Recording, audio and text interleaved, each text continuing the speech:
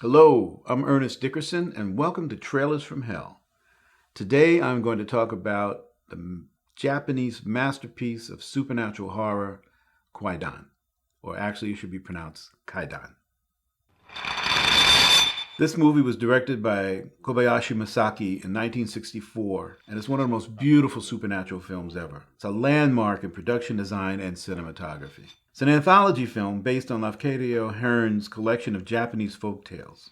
4 creepy stories, a slow, beautiful burn of a movie. The 4 stories are The Black Hair, in which a samurai leaves his first wife to gain greater status in a second marriage, but that promise of a better life ends with horrific results. The next story was The Woman in the Snow, which is about a woodcutter spared a freezing death by the dreadful Yuki Onna, or Snow Woman. He later falls in love with a woman who turns out to be that same Yuki Onna, and tragedy follows. The third story was Hoichi the Earless. It's about a blind musician who discovers he has been unwittingly performing for a family of ghosts, resulting in dire and painful consequences. The fourth is In a Cup of Tea, which is like a weird little bizarre horror story, horror comedy in a way.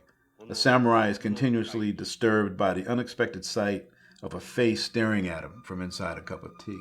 In its day, this was the most expensive Japanese film ever made. It was shot in a huge decommissioned aircraft hangar, and the set design was a cinematic breakthrough, unlike anything before or since. Each story had its own special hand-painted set, with colors keying to love, fear, and death, all treated in a very theatrical way. But the whole movie feels handmade. The theatricality and its very artificiality has deep roots in Japanese art.